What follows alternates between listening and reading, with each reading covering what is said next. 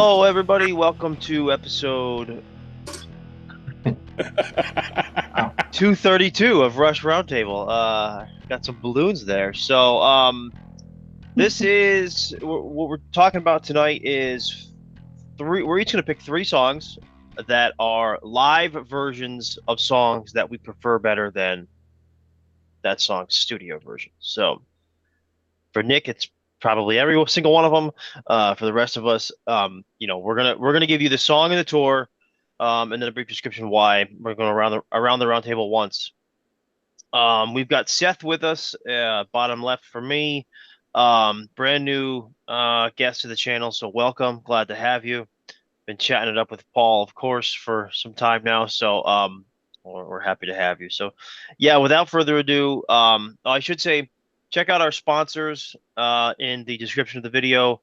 We're always trying to add new sponsors. Halftime Beverage is a brand new one.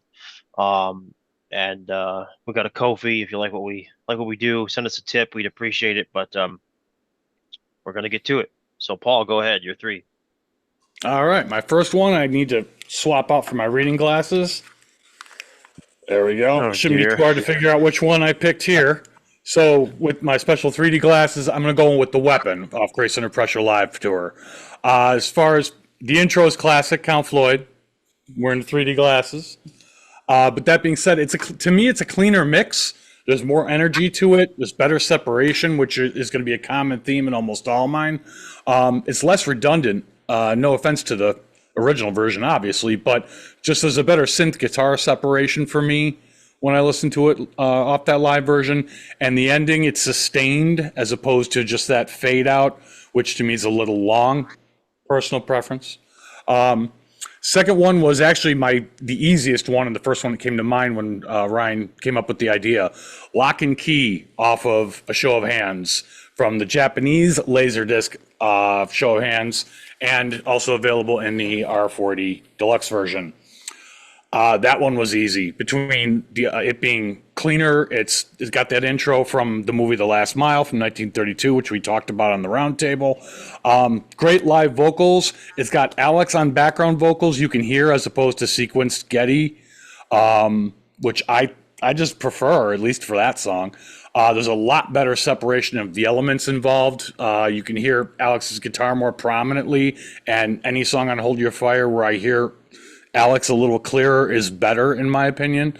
It was close between this and Force 10, but I went with Lock and Key. And then Neil's drum outro, as opposed to the song fading out on the studio version.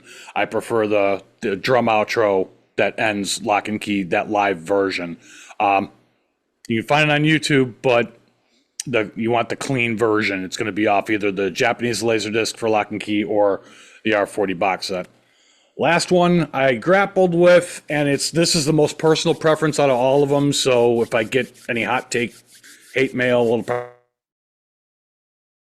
go with The Garden off Clockwork Angels Live. More strings in the mix is the immediate thing for me. Alex's solo is much more prominent. It just sounds like there's better, again, separation of the elements. I can hear everything a little bit better and a little bit clearer. There's a better balance of the instruments involved. So those are my three. Alex does keyboards, right? Live on the Garden, I believe. Yes. Yeah. Yeah. It's a good choice. I had a feeling you would pick that. It crossed my mind, but then I was like, I don't know. I don't know if anything from Clockwork Angels is better live than I feel like the studio album is all the best, mainly because of Getty's voice. Yet then again, I picked a later era one. So and it's my second choice. The first song, the Weapon didn't even cross my mind, and it probably should have been on this list for me. I don't know why it didn't cross my mind, but the first song that came to mind when I came up with this topic was Animate from R30. Getty sounds phenomenal. Like, to me, R30, maybe up to Time Machine, his voice was kind of declining. But R30, I think his voice that was the last great vocal performance. From then it was just good, right? I still think it was fine all the way to the end, but like it it was declining. Um, but so with Animate, a couple things stick out to me. I can really hear that. I can really distinguish the bass in that song. It sounds really good. Um, Getty's voice, right? But I think the one thing that really sticks out to me is it's very atmospheric for some reason. And I don't know why that is, but it feels very. There's a lot of emotion that they put into that track. At least it feels like for me. And I love Counterparts, and I love the studio version of Animate, but um, I think R30 was my first live introduction to Rush well, it was on the Palladia channel. I don't even know if that exists anymore, but um, and that was one of the songs that stood out to me when I was first getting into live Rush. So that's my first one. My second one is How It Is from R40. Um, when I saw that song live in Newark, New Jersey Prudential Center on the R40 tour, that was a standout for me for some reason. I didn't even really love the song at that point. Now it's one of my all-time favorites, but I liked the song, and clearly I liked the song more than everybody else there because I was the only one standing for it and like in my area, and um got some dirty looks because of it. But I think that I don't know, just the sound in that song, the 12 string that Alex plays, and I don't know. That song just gets me emotional for some reason. That whenever I hear that song now, like almost 10 years later, it brings me back to R40. It makes me feel like Rush is still in existence, right? Um, so How It Is. And then the third one, now it's kind of a cop out, but it kind of isn't. And it's The Camera Eye from Time Machine, but the New York City version on YouTube, I believe there's only one uploaded video of it. It's relatively shitty quality, but I was there in at Madison Square Garden for this, so you can only imagine the pop that you know the Manhattan part, the New York City part got, an angular mass of New Yorkers and through the streets of Manhattan. Um, Massive pop. So every time I go back and watch that on YouTube, I get chills because I mean, just being in New York, listening to The Camera Eye, walking around New York City before the show started, right? All that fun stuff. And then to actually witness it live, there's nothing like it. So I'd imagine it's probably something like seeing 2112 live in its entirety back on Test for Echo, the first group of shows that like there's a certain energy to some of these songs that have big meaning like that, and to me that was it. So Camera Eye live in New York specifically, um, just brings me back. So kind of the same deal with How It Is. There's two songs that are live versions that bring me back to you know Rush withdrawals in full effect now, right? So because there is no more Rush, so it's like you gotta kind of put yourself back in that headspace at times. So, Rob, what do you got? Yeah, I got Natural Science from the fourth anniversary of Permanent Waves. I just like the fact that it was such a new song at that time for that tour, of course, Permanent Waves. And hearing both solos, I love the long songs in general with Rush when they play live because you're at a concert, you want to hear I want to hear the longer songs. But I think just the fact that both guitar solos are there, which is great because I think later on I think Alex might have deleted one of them in later versions of the song. So to hear the whole thing intact and just the energy of that version was the thing that really kind of drew me in. And of course the go-tos, are like All the World to Stage and Exit Stage Left, which I didn't want to do. And of course the song isn't on those. But I just like the overall sound and the mix is really done well. And the fact that we have that version of the song is fantastic. I'm really happy about it. So the second pick I have is 2112 from Different Stages, Tessa Roca Tour. That was Um, wonderful. the detuning, I love. I wish they would have did more of that stuff for the longer songs like Hemispheres they could have did if they wanted to. I know it's kind of a thing where when they pick the songs they want to play live, there's got to be an enthusiasm behind the choice. They all have to be into it. So the fact that they did the entire thing of 2112 for that tour, and I was at Jones Beach July 15th seeing that. Uh, I think that's when it was for Tesseract. It was great hearing the whole thing live, and just the fact that Alex stretched out during Discovery, and just the whole thing was fantastic. I was completely blown away. I had no idea they were going to play it. So I would say Different Stages for 2112, my second pick. And my third pick is Lakeside Park from the Farewell to Kings anniversary set. And what I liked about that version of it is it seemed a little bit looser. The arrangement was looser. It seemed like more improv in a way. I love Alex's guitar solo. It's like, you know, the album version is fantastic, but the fact that he played it a little different live kind of just drew me in too, because it was like a looser kind of feel to it. It was like more improv feel to the song. It wasn't like, yeah, it didn't feel like it was rehearsed like really extensively, because Rush, of course, they do a lot of rehearsals for each tour. They spent a lot of time doing all that. So the fact that he played the guitar solo, and even the way Alex is singing his entrances and exits into the verses, it just felt more improv. It was a little bit slower. The mix is fantastic. So those are my three for really simple reasons. So I'm gonna have to go back and give Lakeside Park from a Farewell to Kings a listen. It's been years. I don't think I've listened to it maybe since it came out. So yeah, those are good choices. I'll have to go back and listen to all three of them actually. All right, Seth, your camera keeps zooming in and zooming out on you. There we go. Oh, I'm sorry, man. I'm sorry. No, it's good. I just think it's kind of yeah. funny. So go ahead. Yeah. Your turn.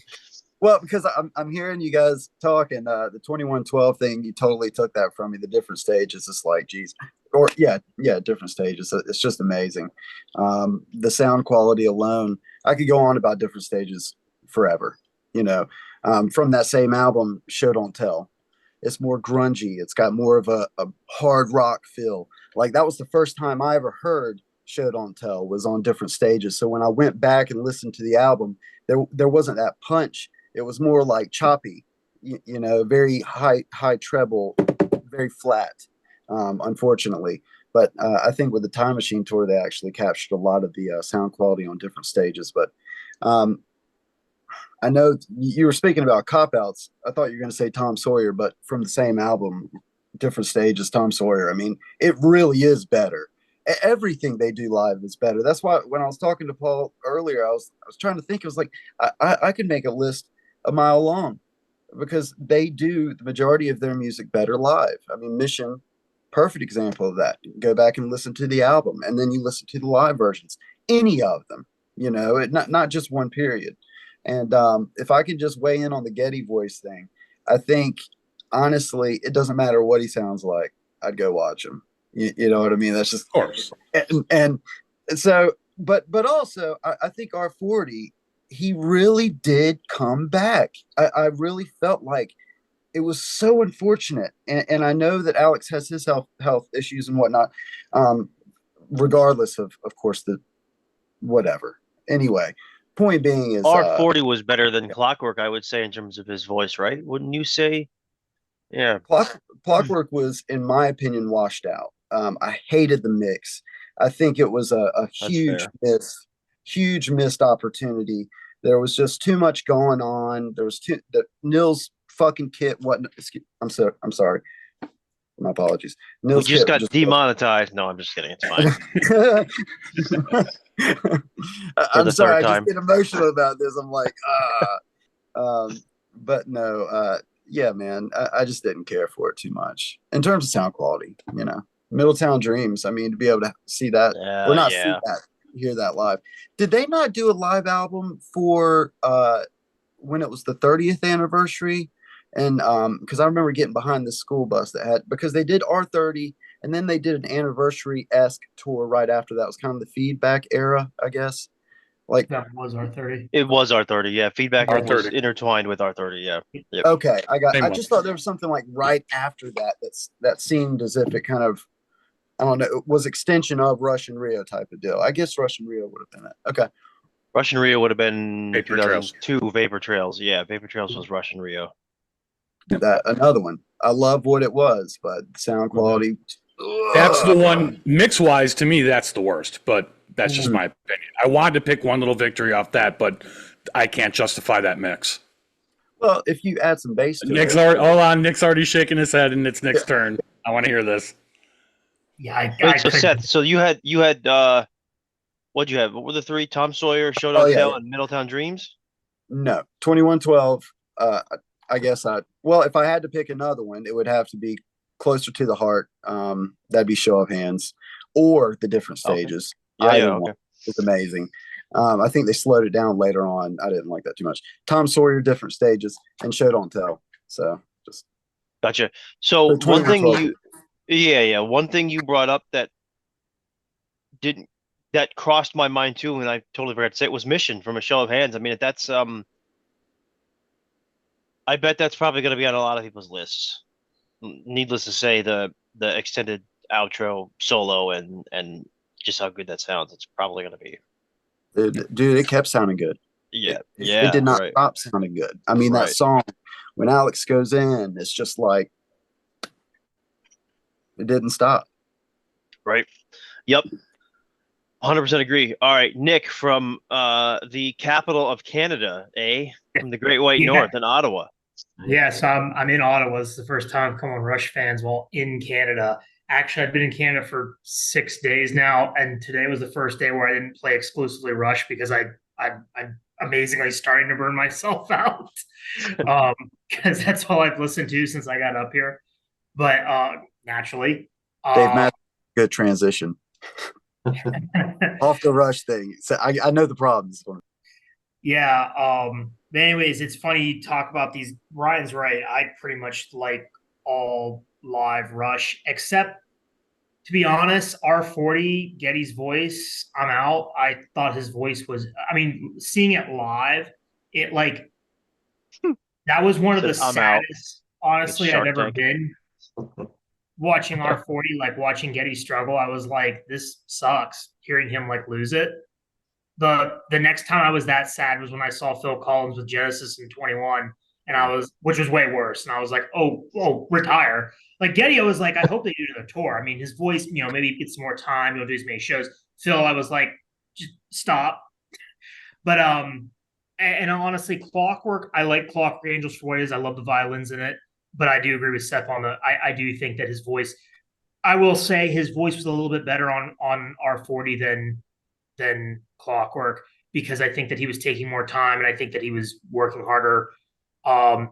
Actually, a show that I don't listen to enough of, to be honest. Yeah, but Nick, keep in mind though with that too, Time Machine was 2010, 2011, Clockwork was 2012, 2013. They actually had a year in between them too. Yep. Never even thought about that until now. So then he cut dairy out of his diet and all this other stuff to like. Oh yeah, that's what I'm saying. R40 does sound better than Clockwork. In fact, I don't like the mix of R40, but I would say that in the concerts, I thought that was probably was a little bit better than Time. Well, no, I don't remember Getty's voice being bad live on Clockwork or R40. I remember it being okay, or like it was not at the level it was. Whatever. This isn't about Getty's voice. Yeah, but, sorry. I got way off track. I'm also huge. I couldn't disagree more on Rio. Sounds like an actual concert. I can't disagree with any of you more. Rio sounds like an actual concert. It sounds like you're there. And so I'll lead off with that. Tom Sawyer, Rush and Rio, by far best version of that song, not even close to the others. And partly not just because it sounds so good, it sounds like a borderline metal song, which is what I like. It's super like, let's go. Like but I also love that like at the start of this show, you can hear the Brazilians just like all this built up like, and then, love the crowd in Rio. Love them. You hear the intro of like the song, and you hear Getty sing the first lines. The whole crowd goes with them, and they're all still like kind of like, this is it. We're almost there. We're almost there. They're all tensed up, like, oh my God, they're singing along with him. And then when Alex comes in with his guitar, it's just a celebration. It's like throw up the confetti. They're finally here, and it's a celebration. That's to me what Rio is. And Tom Sawyer on that though. Yeah, the balloons didn't work. Sorry. Oh, that's okay. Tried to trigger the balloons celebration. And then as we were discussing this, so I had a really hard time with this actually, because like I said, I think most of their songs do sound a lot better live. I will say I actually prefer all their songs off of Power Windows more studio than live, surprisingly, which is probably why it's also my favorite album. That said, I have to give I have to say that um I have to say that test that turn the page. Well, that wasn't Power Wars. No, sorry, I'm getting myself confused here. It's been a long day. No, my next one, turn the page though, off of a show of hands. Really, I think, and specifically the album, not the video. The DVD is very different than the album, and Yes, the album fresh. yeah, and the album is I think that the live album version is the best version of the three versions you can find. It's so good. I think guitar sounds better. I think the synth and I think the synth sounds more exposed, if that makes sense. I love that. Yeah, there's a separation there. I agree. And then the last one, I had one that I was going to go with, but I'm not going to say it because actually Ryan was talking about stuff that means something. I'm like, well, I gotta say something that means something to me. One of those moments, the only time ever during like a Rush show, other than the Garden, but that's because it's the Garden. Song's depressing. That song's on the Nutshell list. That's for when you're sad boy night. You're sitting by the car. You're sad. Um, but no, for me, That's Ty Presto. Shan. What's that? That's Ty Shan. So it is sad night. Ty Shan. Tai Shan is for when you're just like you want to torture yourself. No, actually, that song's not bad. It's better than a couple others actually. No, for me, Presto off of Time Machine tour, I love for two reasons. Yeah. Number one, the Presto album is now one of my like 5 favorite albums of the last few years. I mean, it has the song I hate the most on it, and yet I love that album. And it's such a travesty that that album's mix is so absolutely trash, and because the music on there is so wonderful. Yes, it is. And Presto in particular, live Time Machine. I was at the show they recorded. And it was probably the only ever time during Rush where I got a little emotional because I was like, this is just a really special night. Like, this was different. Like when I saw him on Snakes and Arrows, that was my first time. It was amazing. But that was just me going to a rock concert. I was so happy. Time Machine really felt like it felt more of a review of their career than honestly R30 or R40 to me. Like Time Machine, and so Presto was very like just a lot of emotions kicked up. The lyrics, the song, of course, just a lot of stuff going on in my life at the time. I was in college at the time. I was a junior, so just a lot going on in my life at the time, a lot of transition, and then just like to have this special moment with my favorite band, all these people right up the road from where I grew up, and just like really cool. And then also again, like it sounds so freaking good on there. Getty's voice does sound really good on there, despite Time Machine. I mean, you start to hear the slip on some songs on Time Machine tour, you do, but Presto, it sounded so good. He hit the notes. And I really like that. For me, very intimate. And it's yeah, and I wish they would have left Getty's vocals in from the studio album, but re-recorded all the musical parts and improved the mix with the modern, with the I forget Nick whatever who did Snakes and Arrows and Clockwork, because man, like, would be fantastic. So, Yep. All right. Well, one that wasn't said, which is probably going to be another favorite in the comments, is Xanadu from Exit Stage Left. I can only imagine people yelling at their screen about that. I think the R30 version is better. Look, I'm not making the argument either way. I just think it's probably going to be one that's going to come up in the comments that nobody mentioned. And I'm sure there's probably a heck of a lot more. So if you're watching this in the comments, let us know, live versions of songs that you like better than the studio versions of songs, or live versions of songs that, trigger emotions for you, or bring back memories, or whatever, specific live versions of songs. And let's see if I can trigger the balloons, maybe. Yeah, I got me some Fireworks. confetti. Fireworks. Okay. Nice. Even better. Anyways, yeah. Apparently, it's only a Mac thing. I don't know. Peace sign. Does peace sign bring up balloons or waving? Yeah, there we go. And I only went professional releases, so if we're talking bootlegs, I want to throw my love out for Warpaint. Because live, Yeah. that was phenomenal. Yeah. Yep. Oh, Absolutely phenomenal We live. didn't put any. At least I didn't put any restrictions on it. So No. like I gave a sort of bootleg one, right? So well, yeah, it wasn't even really a bootleg. It was just someone's shitty cell phone quality video on 2010 shitty quality cell phone quality video. Anyways, we'll wrap there. Real quick, the show you saw in New York, was that the one where his Tom broke? Actually, it wasn't in 2010. It was in 2011, and I don't remember. It was April 2011. You were talking about the live version of what was it? Jesus Camera Christ. Eye. Yeah, Camera Eye. Yeah. And there's one on YouTube I saw that goes around where his actual 12-inch Tom is broken, and Lauren's got to change it out mid-set. And I thought that was in New York, but it might have been one of the 3 nights or whatever. I don't know. I was curious. It was a long shot. I was just don't remember. Maybe I'll have to go back and watch it. Maybe. Okay, Paul, what are we doing next week? Again? Next week will be our. You can only listen to 10 Rush songs for the rest of your life. So more or less creating a playlist of 10 Rush songs that you can only listen to for the rest of your life. So that should be fun. And then after that, we'll resume, I think, with Stars Look Down and Stars how Look it Down. is. And yep. All right. You haven't seen me in a while. You'll see me next week. You'll see me, of course, hosting How It Is. So anyone that wants to come on, shoot us an email, rushroundtable@rushfans.net, and we'll see you next week. Take care, everybody.